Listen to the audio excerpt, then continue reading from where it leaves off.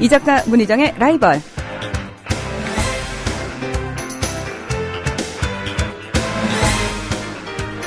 네, 이 작가 문희정의 라이벌에 오셨습니다. 오늘도 이동영 작가와 함께합니다. 이 작가님 안녕하십니까? 네, 안녕하십니까. 이동영입니다. 예, 내가 진짜 웬만하면 넘어가려고 그랬는데 이 사람이 이제는 왜요? 아니 사회생활을 하는데 네. 위아래 트레이닝복을 입고 사회생활을 하는 오는 사람이 어딨어요? 아니 뭐 보이지도 않는데 뭐 어때요? 저기 TV 아나운서들은 위에는 양말 입고 밑에는 반바지 입고 진행한다면서요. 누가 그래요? 그런 얘기 많이 하던데요? 누가요? 어디서 그렇게 정확한 얘기 들으셨어요? 아니 뭐 추링바람 올 수도 있죠 뭐. 아 예, 굉장히 당황스럽네요. 이 사람이 이제는 정말 동네 마실 나오는 기분으로 오는구나. 네. 예. 어제 또 술을 많이 드셨다는 제보가 입수가 돼서 제가 불안해서 전화를 했습니다. 아, 예. 뭐 18분에 전화하시는 뭐 일찍 한 것처럼 3시 18분에 전화했잖아요. 아, 예. 댓글 게시판에 올라오자마자 네. 정보가 입수되자마자 바로 전화했잖아요. 어제 또 개꽐라가 됐죠. 예, 예. 난 정말 예의 바른 게스트와 방송하고 싶다. 진짜. 예. 그래요. 개가천선 할 생각 없어요, 진짜? 아니 뭐 남들이 보면 저거 항상 나쁜 짓 하고 다니는 사람인 줄 알겠습니다. 남들이 이미 그렇게 생각하고 있어요. 그렇지 않습니다. 예, 예. 자, 여러분 많이 기다리셨죠? 이 작가 문희정의 라이벌 광고 듣고 와서 본격적으로 시작하겠습니다. 학교 폭력 예방 앱 스마트 보디가드. 스마트폰 왕따 문자 등 사이버 학교 폭력이 6배 이상 늘었습니다. 학교 폭력은 언제나 욕설, 모욕, 협박과 같은 폭력 문자를 동반합니다. 그런 학교 폭력 문자만을 감지하여 부모님께 알려드립니다. 미리 알면 예방할 수 있습니다. 구글 플레이에서 학교 폭력 예방 전문 어플 스마트 보디가드를 설치하세요. 지금 설치하고 먼저 무료 이용해 보세요. 네, 여러분께서는 국민TV 라디오 이 작가 문희정의 라이벌에 오셨습니다. 좀 전에 저희 그 스튜디오에 제가 방송할 때 아리따운 여성분이 계셨죠. 예. 그걸 또 놓치지 않고 누구냐고. 저랑, 저는 들어오고 그분은 나가시고, 순간적으로. 누구실까 깜짝 놀라서. 예, 너무 예쁘죠. 네, 누구십니까? 예, 저희 새로 입사한 AD들입니다. 아, 그래요? 예, 예. 엄청난 미모를 자랑하시네요. 예, 엄청난 미모를 국민TV 자랑합니다. 얼굴 보고 뽑습니까, 사람? 예. 모르셨어요? 몰랐습니다. 여성들은 다 외모 보고 뽑습니다. 아, 그랬군요. 예. 제가 몰랐네요. 예. 앞으로 국민TV랑 더더욱 친해져야겠네요. 아니, 일단 나부터 좀 친해지실 생각은 없으신가요? 네, 우리 친하지 않습니까? 친한 척만, 방송에서 친한 척만 하는 건가요? 네. 방송에서 친한 척만 하잖아요, 솔직히. 네. 예. 이게 1, 2편, 오늘이 이제 마지막이죠. 김재규 대 차지철 마지막인데, 오늘은 공지사항 없습니까? 예, 없는데, 순간 제가, 해야 되는데 뭘 빠뜨렸나? 당황했네요. 아니, 늘 빠뜨리시기 때문에 제가 먼저 여쭤봤습니다. 와, 지각이나 그런 거 가지고 제가 조금 쪼았다고. 네, 예, 지금 바로 복수하시는. 그렇습니다. 예, 그렇습니다. 예. 네, 그래요. 세 번째인데, 저번에, 어디까지 말씀드렸냐면. 저번에 어디까지 말씀하셨냐면요. 네. 전두환 씨가 자신에게 불리한 얘기를 하는 점쟁이들을 네, 모질게 네. 했다. 그러니까, 이 작가도 그렇게 하겠다. 그런 협박을 하셨죠. 육관 선생 이야기 했었죠? 육관 그렇죠. 선생 이야기 하면서. 근데 이 정치권에 있는 사람들이, 어떻게 보면 이게 미신이라고 할 수도 있고, 그런데 이걸 대단히, 믿는 거 좀 그만큼 권력력이 강해서 그런 것 같아요. 그래서, 조상의 묘를 잘 써야 자기가 출세한다. 평상시 그냥 조상을 잘 모시면 되지. 그 말이 사실이면 그렇지 않습니까? 평상시 효도하고, 늘 그렇게, 가족에게 애정을 가지고 그러면 될 텐데. 꼭 선거 전에 이렇게. 그러니까 그런 생각을 평소에 하고 살던 사람들도 약간 어느 정도 위치에 올라가면은 마음이 좀 변하나 봐요. 그런가 봐요. 그래서 사실은, 생전에 보지도 못했던 3대 고조부 할아버지 묘 옮기고 그러자. 이상한 사람들. 네. 그런데 하여튼, 전두환 전 대통령도 그랬죠. 그래서, 이건 근데 사실은 제가 봤을 때는 그때 당시에 전두환이 대통령 되기 전이니까, 전두환 시켜서 한 건 아닐 것 같아요. 그러니까, 당시 전 장군이지만, 전 장군을 시켜서 한 건 아닐 테고, 밑에 사람들이 아마 알아서 하지 않았나 싶습니다. 그리고 합수부에, 무당들 데려다 가서, 그러니까 사진 보여주고, 대통령감이 아니다 그러면, 데리고 가서 두드려 패고, 그랬던 일이 정말, 희극이자 비극이죠, 이게. 아니, 그 조선시대에 그 유명하신 분 있잖아요. 궁 안으로, 네. 예, 그런 분들 많이 끌어들이신 분. 민비? 그 이전에도 있었잖아요. 네. 희빈장 씨라고. 그렇습니다. 예. 예. 장희빈도 그랬었고. 근데 그렇게 한 사람들 치고 끝이 좋은 사람들이 단 한 사람도 없었거든요. 그러니까 역사적 사실에서요. 아, 그렇네요. 그렇죠. 네네. 예. 참, 이거는, 어떻게 보면은, 근데 조선시대 그랬던 건 더 문제인 게 국고를 탕질했으니까. 맞습니다. 지금 이 양반들은 그래도 뭐, 자기 돈으로 하는 거니까. 뭐. 그 돈이 근데 중요한 건요. 약탈한 돈이라는 거죠. 그러니까. 정당한 방법으로 그 돈을 모을 수 있습니까? 그렇습니다. 자기가 뭐, 예.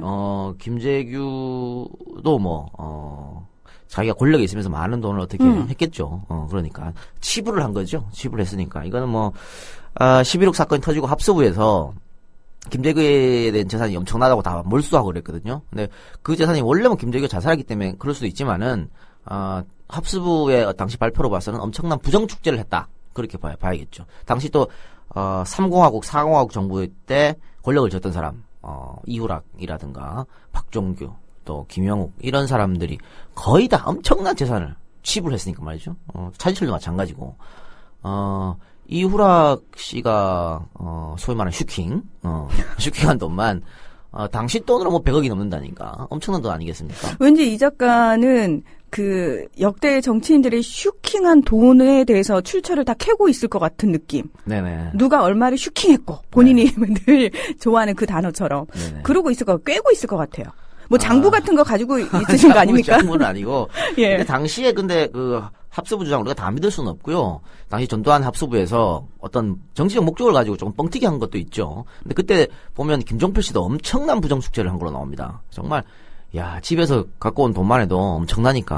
그러니까 김종필 씨가 그 정도로 축제를 했으면은 당시에 위에 있었던 사람들 중에 치부를 하지 않은 사람들이 없었다. 이렇게 봐야겠죠. 그러니까는 문화 아나운서님 말씀대로 그 돈도 김재규의 돈도 육관한테 뭐 봐달라 묘지 옮기고 그 돈도 다 국민들의 어떤 세금에서 나오지 않았나 이렇게 볼 수도 있겠네요. 네. 네, 그래서 뭐 그만큼은 권력욕이 조금 있었지 않냐 이렇게 싶고요. 묘지까지 옮겼는 거 보면 이런 김재규가 76년 12월에 중앙정보부장에 임명이 됐습니다.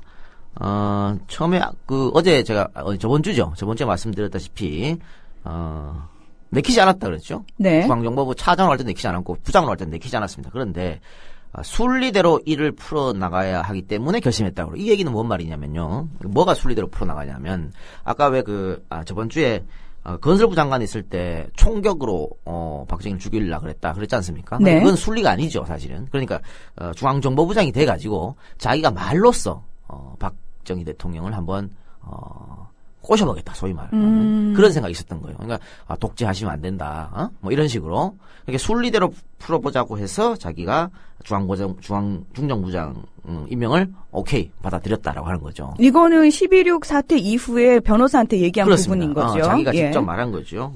변호사 접견 시에 말한 겁니다. 그러니까 구체적인 워딩을 보면 이렇습니다. 유신헌법을 반드시 개정돼야 한다. 이렇게 생각을 했지만 그 뒤에도 정보부장으로 가고 난 이후에 잘 됐다. 이 기회에 순리적인 방법으로 한번 대통령의 머리를 돌려보자. 이렇게 말했으니까 계속해서 건의를 해서 뭐 이렇게 해서 박정희의 마음을 돌리자고 했지만은 그게 뭐 잘 되겠습니까 사실은.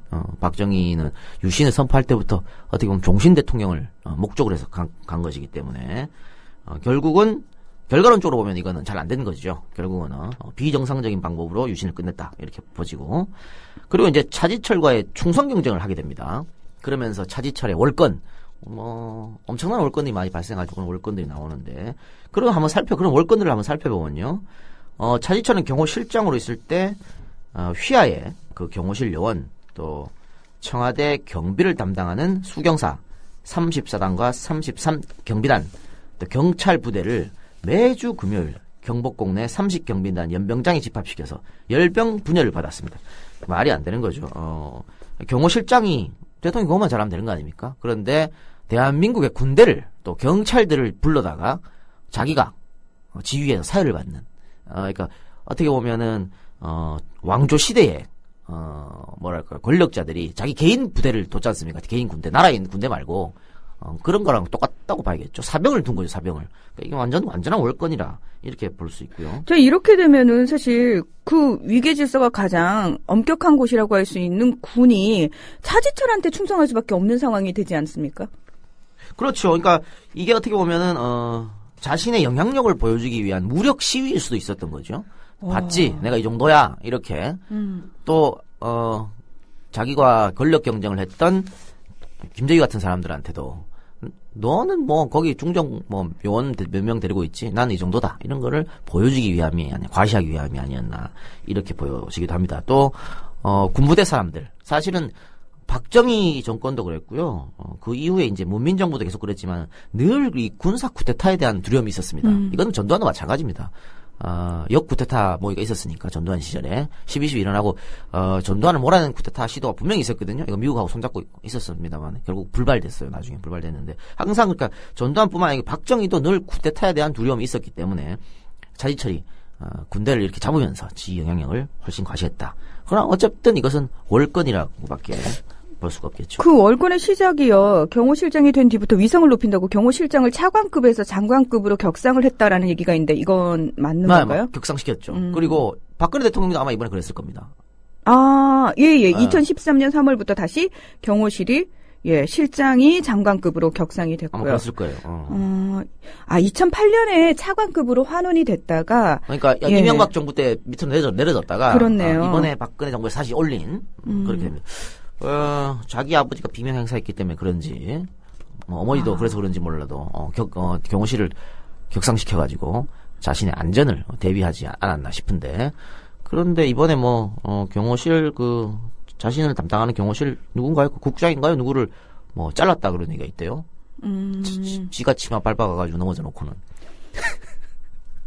아유, 누나 안 까기로 하셨잖아요. 네, 순간적으로 맨날 까먹습니다. 장성태 기억을 하시라니까요. 끌려나가신다니까요. 저는 그러면 그냥 안녕히 가시라고 문 열어드릴 겁니다. 그렇게 네. 끌려나가실 때. 네네. 예, 외면하고. 자, 삼까치님께서요, 슈킹이란 단어, 일본말로 출금 이렇게 되어 있는데, 수금이라는 뜻이 또 됩니다. 남의 돈을 가르친다는 일본 어원인데, 쓰지 마시라고. 국민TV 성격에 맞지 않는 것 같다. 우리나라 말로 다른 말로 딱 들어맞는 말이 잘 없어서 제가 자주 사용하는 말입니다. 그러니까 우리 표현은 없고요. 그냥 왜 한자어로 착복이라고 표현을 하기도 하고. 그러니까 이게 안 나와봤잖아. 기사. 그래서 제가 쓰는데. 저는 착복이 더 와닿는데요. 그래요? 슈킹보다는. 이거는 올바른 아나운서이시기 때문에. 아니고 그건 아닙니다. 예. 근데 저는 그래요. 이 방송에서 외국어 혹은 외래어 쓰면 안 된다 그러지 않습니까? 네. 그러면 영어도 쓰지 말게 해야 되는데 우리나라 사람들은요 희한하게 영어는 다 그냥 가만히 냅둬요. 그런데 일본말만 쓰면 난리나. 왜 그런지 모르겠어. 왜 그런지 아시면서. 모르겠어요. 자, 그래요. 그리고 또 하나 월권 행위가 있는데요. 롯데호텔 설계에서 압력을 넣었습니다. 예? 지금 있는 롯데호텔 있지 않습니까? 네. 원래 54층으로 설계가 됐다 그래요. 근데 차지철이 압력을 넣어서 37층으로, 지금 아마 37층일 겁니다. 그렇게 건설이 됐다. 이유는 뭐냐면 54층으로 호텔을 지을 경우에 청와대가 보인다. 그런 이유로 이게 37층으로 설계를 변경했는데 이거를 청와대 경호실에서 과연 할 수 있을까? 참 의문입니다. 이 정도로 막강한 파워가 있었다라고 하는 거예요. 아니 온 나라가 차지철 한마디면 안 되는 게 없는 겁니까? 당신은 그랬다고 봐야겠죠. 와. 그러니까 도를 넘은 월권이었다. 이렇게 봐야 됩니다. 마치 팟캐스트 내에서 이 작가 한마디면 안 되는 거 없는 것처럼? 그래요. 그렇고. 또 하나 이야기하면요. 저번 주에 이야기한 것 같은데, 중앙정보부가 있음에도 불구하고 차지철이 자기 밑에 있는 따로 사설 경호팀을 두었다. 그러니까, 이 완벽한 이것도 다 국민의 세금으로 운영되는 건데 정말 그렇죠. 나쁜 짓 다 했네요. 그런데 사설 정보팀을 운영했는데 이 사설 부대를 총괄한 사람이 전두환의 처삼촌 이규광이었다라고 저번 주에 말씀드렸습니다. 네. 또 하나 경호실 권한 아까 어머나 아나운서님께서 장관으로 격상시켰다 했지 않습니까? 그런 예를 한번 들어보면요. 경호경비대책위원회를 엽니다. 근데 경호경비대책위원회는 경호실장, 내무부 장관, 국방부 장관이 하는 거고 경호경비대책실무위원회는 경호실 차장, 보안사령관, 수도경비사령관, 육군본부 헌병감, 내무부 치안본부장, 경비안전대책통제단 이런 사람들이 모이는데 이거 보십시오. 경호경비 대책위원회 한다 그래가지고 내무부 장관과 국방부 장관을 자기랑 동급으로 뒀거든요. 그러면서 이거 자기가 다 지휘하는 거죠. 또 경호경비 대책실무위원회 실무를 주관하는 거는 보안사령관과 경호실 차장을 같이 뒀어요. 그러니까 그 경호실 차장이니까 자기 밑에 급 아닙니까? 자기 밑에 급하고 이 보안사령관이라는 사실이 군에서 엄청난 중요 직책이었거든요. 이게 전두환이가 보안사령관이었지 않습니까? 그러니까 요거를 이렇게 둬서 군까지 그냥 다 통제하는 식으로 만들어버린. 그러니까 심심하면 불러올리는 거죠. 대통령을 경호한다는 목적에 의해서 심심하면 군대에 있는 이 군인의 어떤 요직에 있는 사람들 불러올려가지고 뭐 용돈도 주고 뭐 그랬습니다만 하여튼 이렇게 자기의 쇠를 가시했다라고 하는 겁니다. 그러니까 박정희의 묵인 하에 지금 다 행해진 거죠? 박정희의 묵인이 없었다면은 이런 일을 못하죠. 아마 지시는 안 했을 거예요. 박정희가 직접적으로 이렇게 해라 지시는 안 했지만은 차지철이 박정희의 묵인 아래 마음껏 어떻게 보면 국정을 농단했다. 그렇게 봐야겠죠. 그 다음에 또 경호실 밑에 일개 사단을 두려고 할 정도였으니까. 그러니까 지금 생각하면 상식적으로 말이 안 되는 일들인데, 네네. 그게 실제로 일어났던 일들이잖아요. 그렇죠, 실제로. 네. 그러니까는 이 차지철의 월권이 어느 정도였는지 알 수 있는 거고, 와. 박정희가 얼마나 차지철을 편애했는지 알 수 있는 얘기죠. 그러니까 김재규로서는 김재규가 중앙정보부장을 맡기로 한 거는 아까 말씀드렸다시피 박정희하고 대화를 통해서 유신을 좀 중단시키고 민주주의를 가기 위해서 뭐 이건 뭐 물론 자신의 주장입니다만 그렇게 했는데 이 박정희라는 사람이 계속 차지철만 편애하고 차지철은 말도 안 되는 월권을 자꾸 행사하니까 김재규랑 트러블이 생길 수밖에 없었다. 이렇게 봐지는 거죠. 이 작가가 만약에 대통령이라면은 이런 차지철 같은 인물 어떻게 생각하세요? 그러니까 이런 사람들이 그 대통령의 눈과 귀를 막고 있는 사람이거든요. 네. 그러니까 다 대통령한테 가서 그 지금 국민들의 생각과 전혀 다른 보고를 하는 겁니다. 그러니까 청와대 그 깊은 대통령 집무실에 앉아가지고 밖을 못 보는 거예요. 밖을 못 보니까는 이런 사람들이 다 대통령의 눈과 귀를 막으니까 대통령이 제대로 된 여론을 듣지 못하는 거죠. 지금 박근혜 대통령도 마찬가지고. 인터넷 다 되잖아요. SNS 다 되고. 그거 잘못됐다고 얘기하는 거죠. 누가 선동당해서 그런 거 하는 거다 보는 거고. 이거는 근데 우리가 대통령 집무실 자체가 잘못됐어요, 사실은. 대통령 집무실을 보면요. 문을 열지 않습니까? 한참 걸어 들어가야 돼요. 대통령 있는 데까지. 그러니까 이게 권위주의를 상징하는 거고. 당연히 대화 같은, 심도 있는 대화가 안 되는 그런 자리예요. 대통령 앉아있고, 실무자는 서서 있고, 뭐 이런 거고. 우리 미국, 백악관의 집무실 보면요. 굉장히 작습니다, 방이. 그러니까 누구나 편하게 소파에 앉아서 얘기할 수 있는. 그런 게 돼야 되는데, 우리는 너무 권위주의야. 그 대통령 집무실부터 바꿔야 돼요. 작게. 그러니까 사랑방처럼. 누구나 와서 얘기할 수 있고, 그렇게 바꿔야 되지. 본인이 대통령 되면 그렇게 바꿀 거예요? 내가 봤을 때는 안 바꿀 것 같은데? 아니, 바꿀 겁니다. 그리고, 예. 제가 우리 EJ, 나머지 진행자 두 사람한테 늘 강조하는 것도, 선풀이라 그러죠? 칭찬하는 거. 그거 보지 마라 늘 얘기합니다. 악플만 봐라.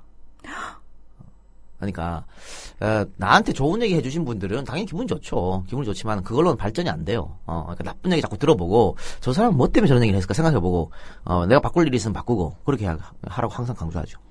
그래서. 본인은 못하면서 왜? 저도 항상 보잖아요. 그러니까 보기만 하고 안 바뀐다면서요. 근데 말도 안 되는 것들. 이동형 KXX. 그런 거는 뭐, 논리도 없고 아무것도 없잖아요. 그런 거 말고, 제대로 된, 이건 어떻게 보면 비판이라고 할 수 있죠. 제대로 된 비판, 악플은 아니고 그런 것도 제가 보고 나쁜 건 고치려고 그렇게 합니다. 그러니까 강철 멘탈이 되는 거죠. 늘 그것만 보고 있으니까. 제가 며칠 전에 또 멘붕이 와서 카톡 보냈거든요. 당신은 강철 멘탈로 끝까지 힘내시오 이러고. 근데 또 뭐 때문에 또 멘탈이 붕괴됐습니까? 악플들이 또 달려. 그래서 뭐 그렇게 충격적인 건 없던 것 같은데. 아니 이게요. 네. 그러니까 그러니까 말씀하신 것처럼 정당한 비판이면 이 부분을 내가 수용을 해야 되겠다. 참 감사하다. 이 지적을 해주셔서 이런 생각이 드는데 밑도 끝도 없는 얘기들을 하시는 분들이 꽤 계시잖아요. 많죠. 근데 그걸 한번 보고 나면은 이게 상처를 입는 것 같더라고요. 제가 안 그러려고 해도 내상이 좀 생기더라고요. 이거 당연한 거죠. 예. 제가 팩트 TV에서 같이 진행하던 여자 아나운서가 있었거든요. 네. 정말 유리멘탈이었어요. 그러니까 방송 끝나면은 거의 막 울먹거려. 그러니까 아직 악플을 못 봤어. 근데 당연히 달릴 거를 미리 예감하고 그렇게 힘들어하더라고요. 그러니까 그게요, 굉장히 뭐라 그러죠? 정신에 영향을 많이 끼쳐요. 그래서 굉장히 심리적으로 불안하게 만들고 힘들게 해요. 그래서 선풀 보지 말라고 말씀하시지만 사실 그럴 때 그나마 조금 잠잠하게 해줄 수 있는 게 토닥토닥 해줄 수 있는 게 선풀들인 것 같아요. 네. 그렇죠. 그래서 근데 제가 뭐 늘 멘탈이 약하면 보지 마시라 그렇게 여러 사람한테 충고하는데 그건 안 되나 봐요. 보시더라고 또 보고 충격 먹고 아닌데 뭐 좋은 선풀 보러 들어갔다가 그죠? 갑자기 콕 그런 게 있을 수도 있으니까 그래요. 저는 완전 부러워요 이 작가님 그 강철 멘탈이. 아니 근데 이렇게 생각하시면 됩니다. 무관심보다는 악플이 100배, 1000배, 만배, 10만 배 나왔습니다. 뭐가 아니에요, 진짜라니까. 관심 가져주는 게 얼마나 좋은 거예요. 그리고, 원래, 사실은, 이렇게 진짜 사회에 영향을 미치는 큰 인물이 되려면요. 그런 분들은 다 호불호가 강한 사람들이에요. 대중이 형이나, 무현이 형, 이런 분들 다 호불호 강하잖아. 그러니까 나는 그런 사람 별로 안 되고 싶거든. 그런 사람도 아니거니와, 그런 깜도 아니거니와. 그냥 착실하게, 성실하게 회사 생활하면서 방송하는 사람이거든요. 예. 그래요. 어떻게 계속 훈련을 하시기 바랍니다. 계속 보면서 방법이 없죠. 우리 이 방송 듣고 있는 악플러들 더더욱 많은 악플 올려주시기 바랍니다. 그러지 마. 자꾸 보시고 훈련이 되게. 그래, 자 우리 얘기로 다시 한번 돌아가 봅시다. 하여튼 이렇게 차지철은 올권을 하는데 박정희는 차지철을 편애만 했다. 그러면서 차지철과의 충성 경쟁에서 밀린 거죠, 김정희가. 그래서 여러 차례 코너에 몰리면서 결국에 마지막에는 저격까지 하는 이런 일이 있었는데요. 저격 한 달 전에 박정희는 김재규와 식사 도중에 이런 말을 합니다. 4.19를 언급하면서 자유당 시절에는 최인규가 발포 명령을 내려서 사형당했지만 난 그렇게 안 한다. 내가 직접 발포 명령을 내리겠다. 대통령인 내가 발포 명령을 내리는데 누가 나를 사임시키겠는가? 라는 발언을 했습니다. 그러니까 이게 뭐냐면요. 박정희에게 부마 사태의 심각성을 이야기했는데 박정희는 이런 식으로 받았다는 거죠. 그러니까는 우리가 지금도 5.18 때 누가 발포 명령을 내렸는지 못 밝혔지 않습니까? 네. 너무 안타까워. 이건 정말 200년 전, 2000년 전 이야기도 아니고 30년 전 이야기인데도 불구하고 아직도 발포 명령을 못 밝힌 우리 현대사. 그런데 못 밝힌 겁니까? 안 밝히는 겁니까? 저는 안 밝힌다고 봅니다. 이거 네. 알아내려고 하면 얼마든지 알아낼 수 있는데 뭔가 누구를 보호하기 위해서 감춘 거라고 할 수 있겠죠. 군인들이 명령 없이 자국민을 하기 위해서 총을 쐈겠습니까? 그렇게 안 보거든요. 그래서 누군가는 책임질 사람이 분명히 늦더라도 빨리 밝혀야 된다. 끝까지 그렇게 생각 들고요. 근데 박정희는 이렇게 스스로 자기가 발포 명령을 내리겠다고 스스로 밝혔으니까 이 양반이 얼마나 국민들을 무시했는지 알 수가 있는 거죠. 국민의 개인의 생명과 재산을 지키고 보호해야 될 대통령이 전혀 그러지 못했다는 걸 나타내 주는 거고요. 이 후에 이제 YH 사건이 터지지 않습니까? 네. YH 사건. 근데 YH 사건을 보면요. 우리가 정말 70년대랑 다를 게 없다는 게 아직도 느껴집니다. 사실 YH의 그 여공들 정말 시골에서 정말 먹고 살 게 없어서 많이 배우지도 못했고 그래서 서울에 올라와서 정말 따닥따닥 붙은 다락방에 살면서 말이죠. 기숙사같이 기숙사 살면서 먼지 풀풀 나는 그런 공장에서 가발 공장에서 양말 공장에서 열몇 시간씩 일하면서 노동을 착취당하지 않았지 않습니까? 근데 지금도 비정규직 파견직 한번 보세요. 우리 청소 노동자들이나 다 똑같지 않습니까? 다를 게 하나도 없어요. 이 세계가. 그러니까 너무 안타깝습니다. 우리 그런 분들의 힘으로 우리나라가 이만큼 발전한 건데 사실 그때는 이분들의 목소리가 다 사장됐었죠. 왜냐면은 파이를 키워야 먹고 산다 이래가지고. 그래서 지금 파이가 커졌죠. 우리가 경제대국 11이라 그랬지 않습니까? 지금 한 14위까지 떨어졌다 그러는데 이만큼 경제대국이 되는데 그럼 왜 지금 안 날아갔냐고. 지금도 더 파이를 키워야 된다고. 언제까지 키울래 파이를. 이게 진짜 말도 안 되는 얘기를 자꾸 하고 있으니까. 그 파이 키워가지고 결국은 대기업의 경제 쏠림 현상만 심해졌죠. 그리고 실제로 우리가 그렇게 세뇌당하면서 믿고 있었던 대기업의 낙수 효과. 실제로는 전혀 어떤 효과가 증명되지도 않았고 효율성이 없는 걸로 판명이 났음에도 불구하고 아직도 정부에서는 국민들을 그런 걸로 호도를 하고 있습니다. 그러니까요. 예. 다 그러니까 파이 키워서 진짜 이건희 배당 두드려줬지 뭐 국민들한테 돌아간 게 뭐가 있어요. 네, 지금 뭐 삼성전자하고 현대그룹이 그 우리 경제에서 차지하는 비율 자체가 거의 24% 정도라고 얘기를 하거든요. 이 정도면은 우리가 왜 삼성이 망하면 우리나라 흔들리는 거 아니에요라고 못 모르시는 분들이 그렇게 말씀을 하시는데요. 진짜 그런 상황으로 만들어주고 있는 거죠. 예. 근데 뭐 삼성이 망해도 다 잘 먹고 잘 살고요. 걱정하실 거 하나도 없습니다. 없고 어쨌든 간에 이 YH 사건이 터지자 이제 박정희는 김영삼 구속을 생각합니다. 왜냐하면은 이 YH 여공들이 신민당으로 당시 몰려갔었죠. 그리고 신민당 그렇죠. 총재가 김영삼이었었고, 네. 김영삼 당시 총재가 뭐 지금의 김영삼의 모습에는 전혀 상상할 수 없는 그렇게 여공들을 위해서 활극을 펼쳤죠. 뭐 경찰들한테 가서 조인트 까고 뭐 규식방망이 날리면서 여공들을 이렇게 보호했었죠. 여공들이 막 불안해가지고 경찰처럼 쳐들어올까봐 막 불안하고 시끄럽고 이랬었는데 영삼이 형이 내가 나와 신민당 당원들 당신들 지켜주겠다고 그러고 있었는데 그것 때문에 이제 김영삼 구속을 생각하게 됩니다. 근데 김재규는 김영삼을 구속할 경우에 국내외 여론이 악화될 것을 우려를 했죠. 그래서 이걸 그렇죠. 반대했고 그러자 박정희가 그러면 김영삼을 그냥 놔둬야 되냐 이렇게 반발합니다. 그래서 김재규가 여기서 해법을 내놓죠. 뭐냐면 김영삼 총재 가처분 신청입니다. 구속은 안 되고 총재를 못하게만 합시다 그러면 이렇게 중간책을 내놓았는데 그래서 법원에서 김영삼이 총재가 된 것이 잘못됐다고 결정을 하지요. 그런데 김영삼 대통령이 여기에 대해서 김영삼 대통령이 또 여기서 일본어를 써야겠는데 또 일본어 쓰지 말라니까 못 쓰겠네. 마땅한 단어가 떠오르지 않는데 일단 일본어로 하신 다음에 제가 한번 나름대로 단어를 찾아볼게요. 영삼이 형이 또 건조가 있지 않습니까? 예. 나름대로 고집과 소신과 있습니다. 뭐 이런 것들이 네, 있습니다. 그래요. 예. 그래서 이게 이렇게 법원이 너 총재하지 마 이렇게 하니까 미국 언론과 인터뷰에서요. 한국 정부는 물론 미국 정부까지 한 바가지로 욕을 싸댑니다. 미국 정부 뭐 하냐 이네 하면서 결국은 박정희 하야해야 한다 이렇게가 주장했습니다. 당시에 유신 정권이었는데 이렇게 주장했다는 것은 엄청난 거죠. 어떻게 보면 목숨을 걸고 이기겠다 이렇게 볼 수 있겠습니다. 예, 지금의 김영삼 YS를 전혀 떠오르지 않는데 연결이 안 된다니까요. 그렇죠, 예. 그렇죠. 그랬는데 이게 과거에 김영삼 전 대통령 YS 총재는 정말 민주화를 위해서 헌신했던 사람입니다. 그 공헌 인정해야겠죠. 어쨌든 네. 그러니까 이제 김영삼의 이 말을 듣자 박정희가 화가 날 수밖에 없죠. 그래서 김영삼을 총재에서 끌어내리는 게 아니고 아예 국회의원으로 제명을 제명시켰죠. 예, 와우. 예. 그게 이제 요즘 들어서 또 이석기 제명 사건처럼 또 이렇게 반복되는 겁니다. 그러니까 여기서 이제 김영삼을 국회의원에서 제명시킬 것을 강력하게 건의한 사람이 차지철이고 반대로 김재규는 제명에 반대했었죠. 반대해가지고 박정희한테 얘기하니까 이게 안 통하니까 김재규가 김영삼을 만납니다.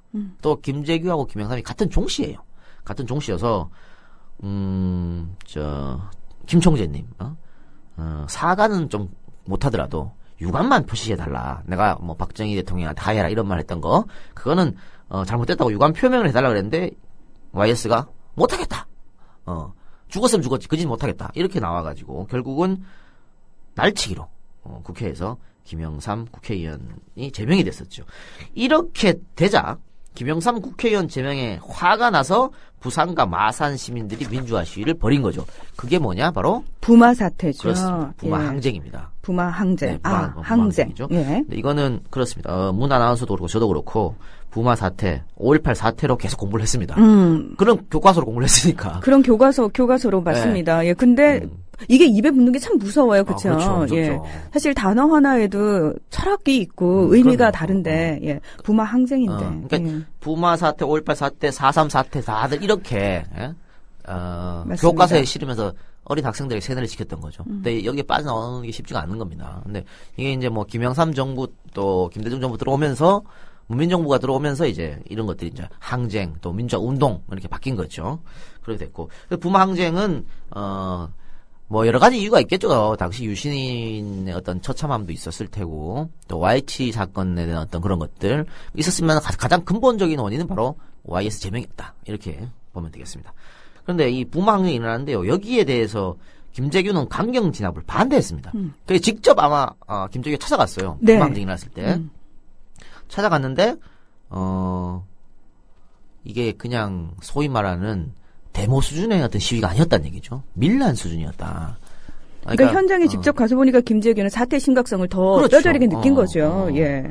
그러니까 그냥 대학생들 몇 명이서, 소위 말하는 좌익들이 사람들 선동해서 하는 그런, 운동이 아니었고, 일반 시민들까지 합세해서, 진짜, 또, 고등학생들까지 합세해서 하니까, 이거는 사태가 심각하다. 거의 밀란 수준에 이렇게 보고, 강경진압을 반대한 겁니다. 강경진압 하면 이제, 이게 아마, 부산, 마산뿐만이 아니고, 대구 경북으로까지 계속 번질 수도 있다. 아마 이 생각을 한 것 같아요. 그러니까 옥중숙에 이런 표현이 있어요.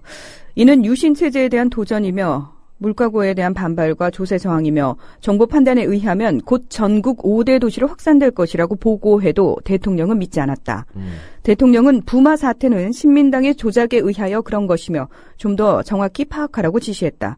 경호 실장은 캄보디아에서는 300만 명을 죽여도 까딱 없는데 데모대원 200만 명만 죽여도 걱정 없다는 말에는 솔깃하는 것이었다.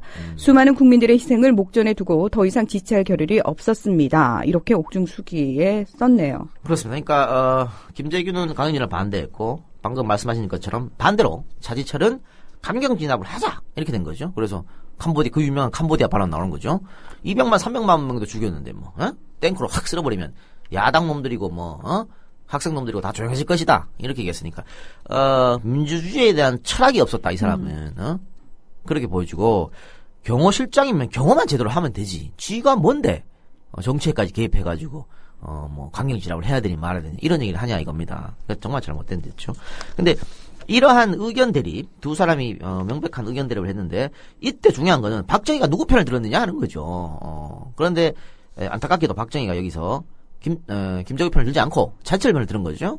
그러니까 사태가 심각하다는 김재규 보고에 대해서 박정희는 그 김재규 보고를 무시하고 차지철의 보고를 받아들인 겁니다. 차지철은 어떤 보고를 올렸냐면 부마항쟁은 김영삼이 주동해가지고 깡패, 불황아, 때밀이, 구두닦기 등 사회 불만 세력이 일으킨 데모다. 이렇게 보고를 한 겁니다. 그러니까는 밀란이 말도 안 되는 얘기지. 그러니까 이렇게 보면 소위 말하는 빨갱이들과 못 사는 애들이 정부 한번 뒤집어 엎으려고 하는 그런 데모다. 이렇게 보고를 하니까 박정희가 차지철 말을 믿었던 거죠. 그래서 김재규가 건의할 때 박정희가 뭐라 했냐면 임자, 자네는 왜 그렇게 마음이 약해? 그렇게 해서 어떻게 중앙정보부장을 해? 이렇게 무시했다는 얘기죠. 그러니까 이런 것들이 부마항쟁뿐만이 아니고요. 김재규 중정부장 차지철 경호실장을 하면서 계속해서 아마 일어났을 거예요. 대통령이 자기 편 안 들어주고 차지철 편을 들는. 근데 그 편이 차지철이가 정당한 주장을 해서 편을 들면은 이해라도 하지. 그렇죠. 근데 이런 식으로 말도 안 되는 이야기를 하는데 자꾸 들어주니까 아마 김재규가 폭발하지 않았나 싶습니다. 그래 이제 운명의 날이 이제 10월 26일이 되겠죠. 10월 26일 날. 다들 아시겠지만 삽교촌 완공식이 있었지 않습니까? 근데 이 삽교촌 완공식에 김재규가 따라가야 되죠. 네. 근데 헬기에 못합니다.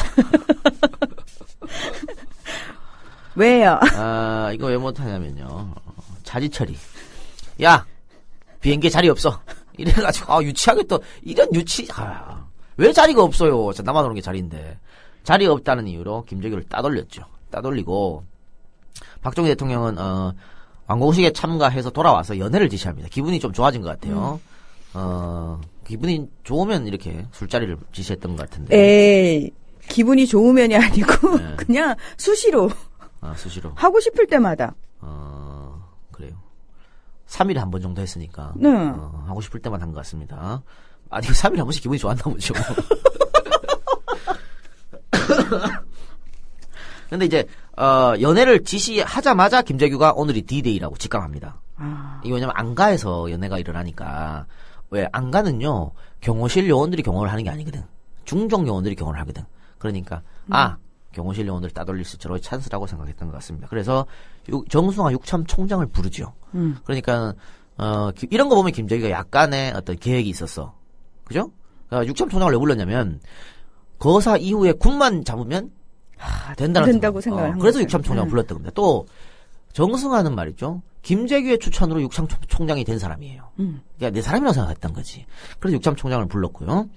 근데 이렇게 육참 총장 부르고 나서 육참 총장은 이제 원래 자기가 이제 대접을 접대를 해야 되는데 자신은 안가에 들어가야 되지 않습니까? 그래서 정보부 아마 차장한테 만나라고 시켰을 거예요. 그렇게 시키고 행사장으로 갔습니다. 근데 이 연회는 대행사하고 소행사로 나눠지는데요. 그렇죠.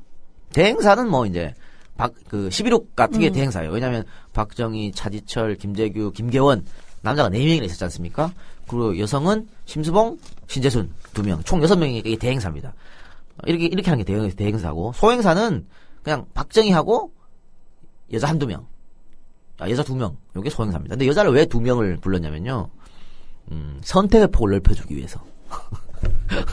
아니, 일단은 박정희 대통령이 TV 보고 쟤 괜찮네라고 하고서 데리고 오는 사람은 그 사람은 한 명만 데리고 와도 되죠. 소행사 때. 근데 보통은 각하가 혼자 마실 때는 찍지 않았잖아요. 누구를 콕 찍어서 말 안 했기 때문에 두 사람을 부르면 술 마시면서 자동으로 대통령이 한쪽으로 기울어지는 거죠.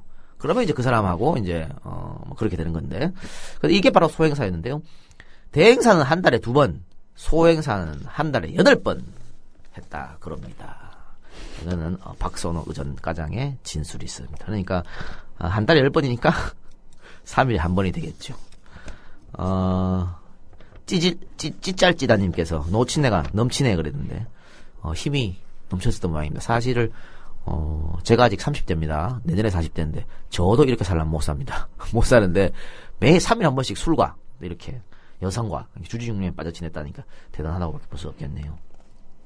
하는 이제 대행사 자리였었는데 당시 대행사 자리에서는 이제 여자가 2명 나왔었죠. 심수봉 씨하고 신재순 씨라고 한양여대 영어공학과 3학년에 재학 중인 3학년이었으면 나이가 많아봐야 뭐 22 됐겠죠. 그런 20대 여성을 정말 딸보다 진짜 그랬다고 한 겁니다.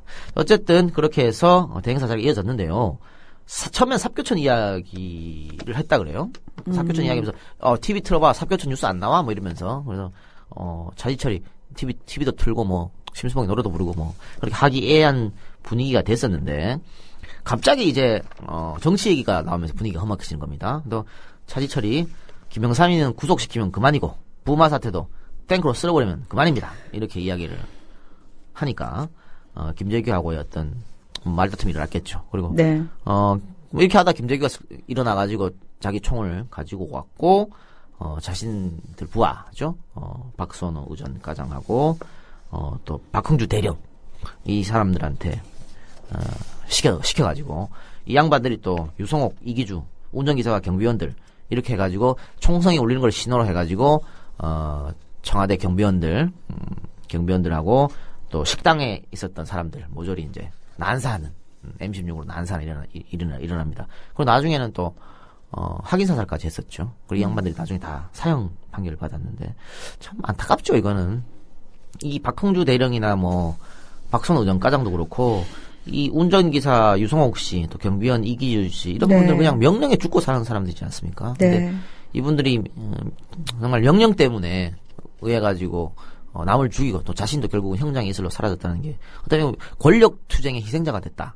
이렇게 보여지겠죠. 좀 안타까워요. 함세웅 신부님 인터뷰에서 그분들 얘기가 나왔는데 그와 함께했던 박흥주, 이기주, 김태원, 유성옥 5분도 모두 의로운 분들이다. 그들은 한결같이 법정에서 김재규 부장의 지시가 옳았음을 증언하고 다시 태어나서 같은 명령을 받더라도 김재규 부장의 뜻을 따르겠다고 진술했다. 이렇게 얘기를 했습니다. 어떻게 보면 참 군인이라고도 보여지고요. 근데 박흥주 대령이 말입니다. 이게 사형 판결 전에 자신을 따르게 편지를 쓴 게 있습니다. 네. 뭐라고 썼냐면 인생을 살아가면서 선택의 순간 오면 여러 번 생각을 하라 이렇게 이야기를 한 게 있어요. 그러니까 박흥주 대령도 선택의 순간이 있었지 않습니까? 네. 김재규 부장이 각하도 포함된다. 지금 이번에 계획이 그렇게 얘기했을 때 최고 권력자인 대통령을 쏴야 되냐, 혹은 그러면 내 직속 상관의 명령을 어겨야 되냐, 이 어떤 선택의 순간에서 후자를 택하는 바람에 인생이 어떻게 보면 참 가족들도 고통받았고 자기는 총살당했거든요. 근데 또 이 양반이 진정한 군인인 게 총살 당하기 직전에 대한민국 만세를 외치고 총살당하셨어요. 정말 진정한 군인이라고 할 수 있겠죠. 어떻게 보면은 이 양반이 육사 18기인가? 정확히 제가 기억이 안 나는데 어쨌든 그 탑을 달렸습니다. 당시 육사에서. 이 바로 윗선배가 아마 허삼수 화평 이런 사람들이거든요. 그러니까 바로 밑에 기수예요. 그러니까 정말 군에서 크게 될 수 있었던 사람인데 진정한 군인이었는데 안타까운 생각이 듭니다. 그리고 지금 오크마리님께서 심수봉과 신재순 사진을 올려주셨는데 신재순 씨 보십시오. 상당히 미인이죠.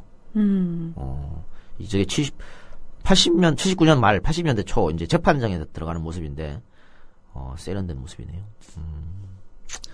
그래요. 자, 그러면은 김재규가 일단 박정희를 쏜 이유를 한번 살펴봅시다. 왜 쐈는지. 첫째는 미국하고의 관계를 들 수 있을 것 같아요. 네. 그러니까는 미국과의 관계가요. 이때 정말 최악이었습니다.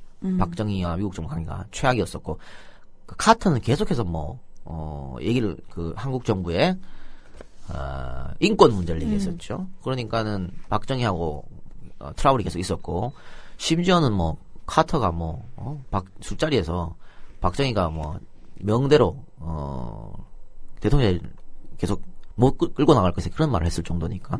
그리고 또 핵 문제가 있었지 않습니까? 네네. 박정희 대통령이 핵을 만들려고 그랬었고 미국에서 그걸 반대했고. 그러니까 그런 미국과의 관계. 근데 미국하고 가장 친밀했던 사람이 바로 김재규였거든요. 네. 그래서 왜 이 사건이 일어나고 미국이 배후가 있다, CIA가 배후다 이런 소문이 많았지 않습니까? 네네. 그런 건 이런 것 때문에 나오는 겁니다. 어쨌든 미국과의 나쁜 관계.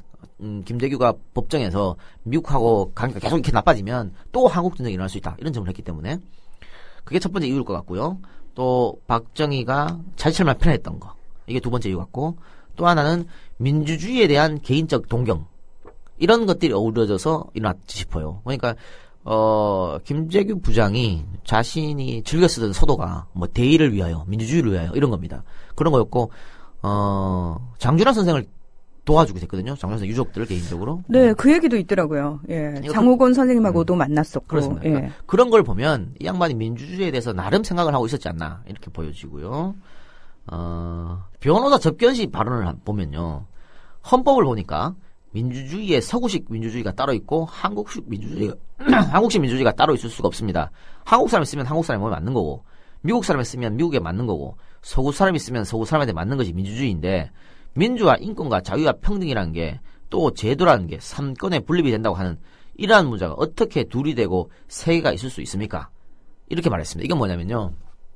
박정희 대통령이 늘 한국식 민주주의 이렇게 말했거든. 네. 그러니까 외국에서 인권 보장해라, 민주주의 실천해라 하면 우리는 한국식 민주주의 할 거다 이러면서 유신을 했단 말입니다. 민주주의가 뭔지도 모를 거지. 유신이 어떻게 민주주의입니까? 그러니까 거기에 대한 반발의 말을 이렇게 했으니까 굉장히 민주적이었다 이렇게 보여지겠죠. 그리고 김재규 최후 진술을 봐도 그런 얘기가 나옵니다. 심판관님께 재판장님께 연일 공판에 매우 피곤한데도 장황한 이야기 경청해 주어 고맙습니다. 마지막 하직에도 고마움 간직하겠습니다. 자유민주주의 회복을 20에서 25년 앞당겨 놓았다는 자부 그거 하나 가지고 나는 갑니다. 자유민주주의의 만발을 보지 못하고 가는 것이 유감스러울 뿐입니다. 대한민국의 앞날에 자유민주주의가 만발하길 기원합니다. 11.6 민주회복 국민혁명 만세, 대한민국 자유민주주의 만세 이렇게 이야기를 했거든요. 그러니까 이때는 죽음을 예감한 거죠. 죽음을 예감하면서도 자유민주주의에 대해서 계속해서 얘기했다고 하는 것은 이 양반이 생애 말기에는 또 중정부장 말기에는 어느 정도 민주주의를 생각하고 있지 않나 이렇게 생각이 듭니다. 그런데 여기서 의문점이 들어요. 그러면 과연 김재규가 의인인가? 이런 네, 논란이 있을 수가 논란이 있죠. 지금 상당히 많죠. 그렇습니다. 예. 왜 그런 논란이 일으냐면요. 김재규 중정부장은 76년도에 중정부장이 임명될 때 자기는 어떤 목적을 가지고 중정부장이 했다 그랬지 않습니까? 네. 민주주의를 돌려야겠다. 유신을 끝내야겠다. 그런데 11.6 사태 일어나기 1년 전에 78년에 어떤 일이 있었냐면요. 김종필의 자택을 찾아갑니다. 김재규가 찾아가서 이런 말을 합니다. 우리 중정에서 대통령 각하의 종신 집권 계획을 만들고 있다. 이런 말을 했어요. 그러면서 이승만 대통령 집권할 때 하고 비교하면 박 대통령 각하는 20년 이상 더 정정하게 일할 수 있다. 어떤 난간이라도 넘기고 박 대통령 각하를 보호할 책임이 우리 정보부에 있다. 만일 거기에 장애가 있다면 지위 고하를 막론하고 나 김재규가 나설 수밖에 없다. 이건 뭐냐면 김종필 협박하는 거죠. 당신이 2인자라 불리는데 당신이 박 대통령의 종신집권을 막는다면 내가 나서겠다. 이렇게 말을 했다는 거예요. 1년 전에. 이런 걸 봤을 때는 이 양반이 과연 정말 민주주의를 위해서 거사를 자기 말은 거사죠. 거사를 실행했을까라는 건 논쟁일 필요가 있다라고 봅니다. 그 말이 말 그대로 액면 그대로 믿을 수 있는 말인지 아니면 어떤 기만술이라고 표현을 하죠. 그럴 수도 있는 거죠. 그건 뭐 김재규만 알 수 있는 내용이죠. 그러니까 김종필의 마음을 그러니까요. 그러니까는 그것은 뭐 모르겠습니다만 하여튼 이 사건 자체로만 증언 자체로만 봤을 때는 좀 의심이 든다라는 상황이죠. 그리고 또 사건이 일어나고 전두환 합수부에서 발표하기를 계획적이라고 그랬는데요. 굉장히 좀 즉흥적이었었죠. 계획적인 거 아니고. 그러니까 즉흥적이었는데 육참 총장을 불렀다 이런 거 보면 또 계획적이야. 그러니까 이런 거 보면요. 이게 말이 좀 이상할 수도 있는데 즉흥적이었으나 계획적이었다. 즉흥적이었으나 계획적이었다기보다는 김재규의 성격에서 기인한 부분이 아닐까라는 생각을 저는 문득 해봤어요. 그러니까 이 사람 자체가 신중하고 진중하고 이런 스타일이 아니라 약간 그 허세도 조금 있으신 분이고 외부에 내가 어떻게 비춰질까도 중요시 생각하시는 분이고 그다음에 마음속에 한편으로는 또 의협심도 약간 있으신 분 같고 그러니까 소위 그 정말 속된 표현으로 가오를 잡을 줄도 아시는 분인 것 같고 그래서 할까 말까 그 약간 우유부단한 부분도 있기는 하고 그래서 그런 성격적인 부분에서 조금 기인하는 게 아닐까. 예를 들어서 굉장히 성격 자체가요. 이렇게 우직하고 정말 차분한 사람 같으면은 그 계획적인 부분이 훨씬 더 도드라졌겠죠. 근데 이분의 성격이 그렇지만은 않았기 때문에 이렇게 약간은 왜 계획적인데 이렇게 우발적으로 보일 수 있어라는 의심이 드는 상황이 벌어진 게 아닐까. 그러니까 그래요. 정확한 거 지적 같으신데요. 우유부단했다 그런 것 같아요. 그러니까 네. 사실 보면 이 계획적일 수가 없어요. 근데 육참 총장을 왜 불렀지는. 왜 그러는지 모르세요. 저는 부른 이유를 알 것 같은데요. 왜냐하면 어쨌든 지금 내가 욱해서 감정적으로 무언가 일을 치르려고 하는데 이 사람의 성격상 사람이요. 그러니까 뭔가 큰일이 일어날 것 같은 느낌이 들면 약간 심리적으로 동요하는 부분이 있잖아요. 그럴 때는 누군가 나에게 힘이 될 수 있는 그러나 믿을 수 있는 사람한테 한 번이라도 얘기를 하게 되면 조금 심리적 안정감을 얻을 수 있고 확신을 약간 더 받을 수 있다라고 해야 되나요? 그래도 나를 도와줄 사람이 있지라는 걸 확인한 다음에 일을 치르기 위해서 부르지 않았을까요? 그런데 뭐 결국은 육참총장한테 말을 안 했고 아무런 말도 안 했고 그리고 이게 방금 욱 했다 그러지 않습니까? 네. 그러니까 우발적인 게 아마 가장 컸던 것 같은데 왜 그러냐면요. 우리가 흔히 말해서 운명의 유턴이라고 얘기하죠. 3일 고가도로에서 차를 돌립니다. 중정으로 가고 있는 차를 6번으로 돌려버리거든. 근데 중정으로 갔으면은 사태가 아마 전두환이가 정권을 휘두르는 아마 그런 사태는 안 났으리라 봐요. 중정으로 가서 꾸미면 되거든 사실은. 왜 안가에서 있었던 일은요 아무것도 몰라요. 다 죽었잖아. 그렇죠? 다 죽었고 자기 부하들만 안가에 지금 있지 않습니까? 그러게요. 차지철 죽었잖아. 딱 머리 쓰면 되잖아. 발표를 하는 거죠. 차지철이가 지가 정권을 잡으려고. 처음에 말입니다. 이 11.6 사태 터지고 당시 보안사령관이었던 전두환한테 연락이 갑니다. 궁정동에서 총성이 들렸다. 코드원 때 박정희 대통령이죠. 대통령이 시해당했다. 이런 얘기 듣자마자 전두환이 어떤 생각을 했냐면 차지철이 지시구나 라고 생각했다는 거예요. 그때 누구나 차지철이 지시라고 생각합니다. 차지철이 계속 올건을 했었고 저거 좀 심한데 할 정도로. 그러니까 저 권력력 있는 사람이구나. 결국은 대통령까지 그래서 살해했구나. 시나리오 딱 써지지 않습니까? 이 작가만큼 머리가 안 좋았네요. 그러니까. 김재규가. 그게 맹점이었네요. 또 비서실장이요. 김계원 11.6 터지기 그러니까 11.6이 밤에 일어났지 않습니까? 그 낮에 한 4시쯤인가 5시쯤에 김계원을 먼저 만났어요. 비서실장. 예. 그 비서실장이 사실 차지철을 별로 좋게 안 봤죠. 예, 안 보고 그러면서 있었죠. 김재규가 김계원 비서실장이 뭐라 했냐면 형님 오늘 내가 차지철이 없앨 겁니다. 이런 말도 했다니까요. 그때 김계원 비서실장이 차지철 경호실장이 올 거라는 거 내가 다 안다. 내가 각하한테 따로 말할게. 이랬단 말이에요. 그러니까 김경호 비서실장은 내 편이고 다른 사람 다 죽었고 차지철 행위로 몰고 가면 되는 겁니다. 정우성 유성초정한테 차지철이가 그렇게 했다고. 그래 내가 차지철 쐈다고. 그럼 되지 않습니까? 아이고 그랬으면 끝날 일을 바보처럼. 그러니까는 이상하게 차를 돌려가지고 6번으로 가가지고 말이죠. 6번으로 가서 어떻게 됐습니까? 무장 해제 당해버렸죠. 무장 해제 당하고 그 판단을 정말 머리 팍 돌려서 그 당일날 머리 제일 빨리 돌린 사람이 바로 전두환입니다. 그렇죠. 그래서 전두환이가 권력의 실세로 올라선 거지. 하하 참 늘 머리가 좋아야 되는 사람 뭘 하려고 그래. 그러니까 이것도 어떻게 보면 사실은 근데 박선호 의정과장과 박홍주 대령은 뭐 했냐 그러면 그 양반들도 뭐 할 수 있는 게 없었어. 명령을 안 내려주니까. 그러니까 박선호 의정과장도 김 부장이 뭐 이렇게 하면 자기가 다 알아서 할 텐데 그냥 거기서 안가서 가만히 있었어요. 명령이 없으니까. 그러니까 너무 정말 소중한 시간을 많이 허비했다라는 거죠. 그러니까는 이게 왜 안타깝냐면요. 80년 우리 서울의 봄이라고 하지 않습니까? 네. 정말 서울의 봄이 올 수도 있었다는 얘기예요. 전두환이가 정권을 잡는 일이 없었을 수도 있었다는 얘기죠. 그러니까 김재규의 어떤 마지막 재판정에서 이야기라든가 장준하 선생을 도와줬던 거라든가 민주주의를 생각했던 점, 또 미국과의 관계 이런 걸 보면 김재규 자신이 직접 아마 대통령 할 생각은 없었을 거예요. 그러면 민정이 이양하는 거지. 과도정부를 어느 정도 한 6개월에서 1년 하다가 그죠? 민정 이양하면 그 당시로는 DJ 아니면 와였으니까 그렇게 했으면은 우리나라가 정말 이렇게 지금 새누리가 떵떵거리는 사회가 올 수가 없죠. 사실은 90년 3당 합당하면서 YS가 저쪽으로 넘어가 버리면서 그 부산 경남산을 다 데리고 넘어가면서 지금 이렇게 돼버렸거든요. 그러니까 너무 안타까운 순간입니다. 그 11.6 당일 밤이. 근데 11.6이 없었다면은 차라리 그 부마 사태가 부마 항쟁이 확산이 돼서 오히려 국민들의 힘으로 민주화를 쟁취할 수 있었을 텐데라는 얘기를 하시는 분들도 계시잖아요. 그 부분에 대해서는 어떻게 생각하세요? 어렵다고 봅니다. 왜냐면은, 박정희는 군부를 쥐고 있었으니까, 다들 군부가 박정희한테 충성 경쟁을 벌일 난리였거든요. 네. 그렇기 때문에, 쉽지 않았을 거다 보고, 이승만 대통령 같은 경우에는, 3.15 할 때 어쨌든 경찰이 발표를 했지 않습니까? 경찰이 발표를 하고 사람들이 많이 죽고, 근데 군부 내에서 무조건 이승만의 말에 다 충성만 하진 않았거든. 근데 박정희는 그게 아니고 한 19년을 해수로 19년이죠. 만으로 18년인데 19년을 통치하면서 군대를 꽉 잡고 있었기 때문에 또 자기 사람들 다 곳곳에 심어두고 이제 이거 용돈 정치라 그러죠.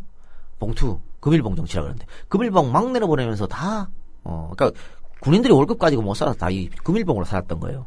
다 자기 사람을 심었기 때문에 정말 차지철이가 말한 그런 끔찍한 일이 벌어날 수도 있지 않았을까 그렇게 생각합니다. 그러니까 김대규가 그랬거든.